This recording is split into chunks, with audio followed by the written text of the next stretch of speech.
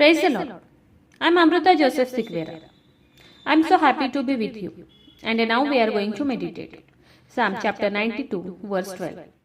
स्तोत्र संहितेचा 92वा अध्याय 12व वचन आज आपण पाहणार आहोत. नीतिमान खजुरीसारखा समृद्ध होईल. तो लबोननावरील गंधसरूसारखा वाढेल. Hallelujah. Really what a great promise of Lord. खरंच खूप सुंदर असं प्रॉमिस देवाने आज आपल्याला दिलं आहे. बायबल काय म्हणतं? नीतिमान मनुष्य, चांगला माणूस, नीतीने, धर्माने, देवाला भिवून वागणारा माणूस खजुरीसारखा समृद्ध होईल. तुम्हाला जर तुमच्या लाईफमध्ये सक्सेस व्हायचा असेल, आशीर्वादित व्हायचा असेल, उंच व्हायचं असेल, तर एक चावी देवाने आपल्याला दिली आहे. तसं पाहिलं तर ती गोष्ट खूप सोपी आहे आणि तसं बघितलं तर ती गोष्ट खूप अवघड आहे, खूप हार्ड आहे.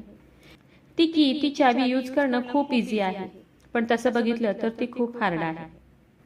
पण जर ती चावी आपल्याला यूज करता आली, ती वचनाची चावी जर आपल्याला यूज करता आली, तर ज्या कामात तुम्ही हात घालाल त्या कामात देव तुम्हाला यश देईल, बरकत देईल.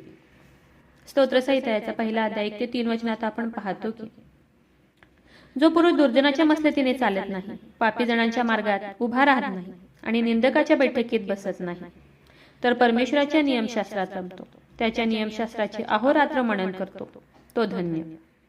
जे झाड पाण्याच्या प्रवाहाजवळ लावलेले असते, जे आपल्या हंगामी फळ देते, ज्याची पाने कोमेजत नाही, अशा झाडासारखा तो आहे. आणि जे काही तो हाती घेतो ते सिद्धीस जाते.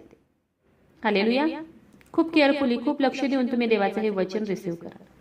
वचन काय सांगतं? जो पुरुष दुर्जनाच्या मसलतीने चालत नाही, म्हणजे जो माणूस वाईट माणसाच्या मसलतीने, विचाराने, वाईट माणसाच्या युक्तीने चालत नाही, त्याच्यासारखा वागत नाही, तो जसं करतो, जसा वागतो तसं वागत नाही, वाईट माणसाच्या बुद्धीने चालत नाही, पापी माणसाच्या मार्गात उभा राहत नाही.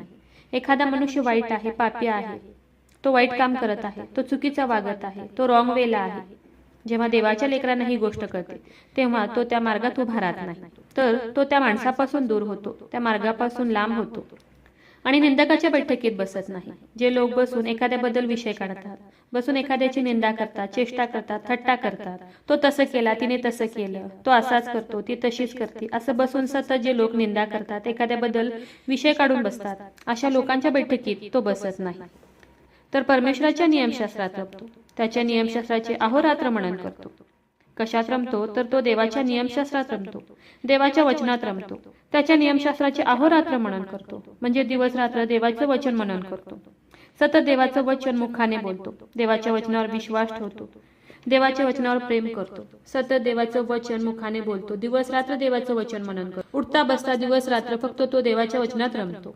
तो माणूस कसा आहे? तर तो माणूस अशा झाडासारखा आहे, जे झाड पाण्याच्या प्रवाहाजवळ लावलेले असते. पाण्याच्या प्रवाहाजवळ असलेले झाड कधीही कोमेजत नाही, ते आपल्या हंगामात फळ देते, त्याची पाने कधीही कोमेजत नाही, कारण ते झाड पाण्याच्या सहवासात आहे, त्याला भरपूर पाणी मिळतं, म्हणून ते झाड कधीही कोमेजत नाही. जर त्या झाडाला पाणीच मिळालं नाही तर ते झाड सुकून जाणार, मरून जाणार. पण जर त्या झाडाला सतत पाणी मिळालं तर ते झाड कधीही कोमेजणार नाही, त्याची पाने कधीही कोमेजणार नाही आणि ते फळ देत राहणार. त्याचप्रमाणे जो माणूस जगी गोष्टीकडे लक्ष न देता, वाईट लोकांच्या सहवासात न राहता, जर तो रात्रंदिवस अहोरात्र देवाच्या वचनात राहील, रात्रंदिवस देवाचं वचन मनन करेल, देवाच्या वचनावर विश्वास ठेवेल, तर तो माणूस पाण्याच्या प्रवाहाजवळ असलेल्या झाडासारखा ताजा तवाना राहील आणि तो सतत फळ देत राहील.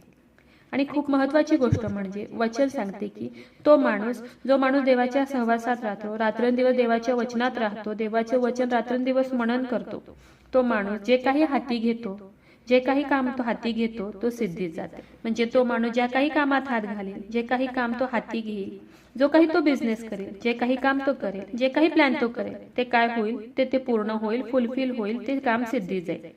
आणि ह्या सर्व गोष्टी त्या माणसाबरोबर का घडतील? कारण तो माणूस देवाच्या सहवासात आहे, देवाच्या वचनात आहे, रात्रंदिवस तो देवाचं वचन मनन करत आहे, तो जगी गोष्टीमध्ये नाहीये, तो जगी गोष्टीमध्ये गुरफटलेला नाहीये, तो सतत देवाच्या वचनात राहतो, म्हणून या सर्व गोष्टी होतील. ज्या काही कामात तो हात घालेल त्या कामात देव त्याला बरकत देईल, यश देईल, सक्सेस देईल. म्हणून वचन सांगते की नीतिमान खजुरीसारखा समृद्ध होईल, तो लबोननावरील गंधसरूसारखा वाढेल. म्हणून खूप विश्वासाने तुम्ही आजचं हे वचन रिसीव्ह करा. जगी गोष्टीमध्ये न गुरफटता रात्रंदिवस तुम्ही देवाच्या वचनात राहा, देवाचं वचन सतत मुखाने कबूल करा, कन्फेस करा, रात्रंदिवस त्याच्या वचनावर मनन करा आणि विश्वास ठेवा की ज्या काही कामात तुम्ही हात घालाल त्या कामात देव तुम्हाला बरकत देईल, यश देईल, सक्सेस देईल. देव तुम्हाला खूप खूप उंच करेल. तर चला देवाच्या वचनावर विश्वास ठेवूया, त्याच्या या वचनाला क्लेम करूया. नक्कीच या वचनाद्वारे देव तुम्हाला खूप खूप आशीर्वादित करू. शाल वी प्रे? हालेलुया. स्तुतीस पात्र, स्तुतीस योग्य देवा, धन्यवाद देते. हात उंच करून तुझी स्तुती, तुझं गौरव करते ईश्वराच्या. तुझ्या नावाला मान, महिमा, गौरव आता आणि सदा सर्व काळ असू दे ईश्वराच्या. हो देव बाप्पा, सुंदर अशा वेळी तुझ्या चरणाजवळ यांची संधी आणि वेळ तू आम्हाला दिली उपकार मानते ईश्वराच्या. सुंदर असं प्रॉमिस प्रभू ईश्वपा तू आज आम्हाला दिले उपकार मानते ईश्वराच्या. हो देव बाप्पा, तुझं वचन सांगतं प्रभू ईश्वपा, नीतिमान खजुरीसारखा समृद्ध होईल, तो लबोनावरील गंधसरूसारखा वाढेल. हो देव बाप्पा, जो माणूस तुला भिवून राहतो, सतत तुझ्यामध्ये राहतो, रात्रंदिवस तुझ्या वचनाचं मनन करतो, हो देव बाप्पा, त्या माणसाला तू आशीर्वादित करतो प्रभू ईश्वपा, उंच करतो देव बाप्पा, सक्सेस देतो देव बाप्पा. हो ईश्वराजा, तुझ्या वचनाप्रमाणे वागण्यास देव बाप्पा आम्हाला शिकव, तुझ्यामध्ये राहण्यासाठी देव बाप्पा तू आम्हाला मदत कर, सहाय्य कर प्रभू ईश्वपा. हो ईश्वराजा, जेवढ्याने तुझं आजचं हे वचन ऐकले प्रभू ईश्वपा, त्या प्रत्येकाला तू आज आशीर्वादित कर. तुझ्या वचनावर विश्वास ठेवण्यासाठी, तुझ्या वचनाला क्लेम करण्यासाठी, तुझ्या वचनावर चालण्यासाठी तू प्रत्येकाला मदत कर, सहाय्य कर प्रभू ईश्वपा. जेवढे प्रेयर रिक्वेस्ट आले तुझ्या हातात देते, प्रत्येकाची प्रत्येक गरज नासरेत कर येशू, तुझ्या नावात तू पूर्ण कर. हो देव बाप्पा, जेवढ्याने तुझं आजचं हे वचन ऐकलंय प्रभू ईश्वपा, तुझ्या वचनावर विश्वास ठेवलाय, तुला हाक मारत आहेत, या प्रार्थनेमध्ये तुला ओरडत आहेत प्रभू ईश्वपा, तुझ्या वचनावर विश्वास ठेवलाय, तुझ्या वचनाला क्लेम करत आहेत प्रभू ईश्वपा, त्या प्रत्येकासाठी आग्रहाची विनंती करत आहे. त्यांच्या शरीरामध्ये असलेल्या सर्व रोगांना मी नासरेत कर येशू ख्रिस्ताच्या नावात आज्ञा करत आहे, कमांड करत आहे. त्यांच्या शरीरातील सर्व आजार, दुःख, व्याधी प्रभू येशू ख्रिस्ताच्या नावात आज निघून जाऊ दे. मी कमांड करत आहे, मी आज्ञा करत आहे, शरीरातील सर्व रोग, आजार, दुःख, व्याधी प्रभू येशूच्या नावात आज निघून जाऊ दे. हो ईश्वराजा, माझा विश्वास आहे ईश्वराजा, तू माझी प्रार्थना ऐकलेली. आय प्रे in the mighty name of Jesus. Amen.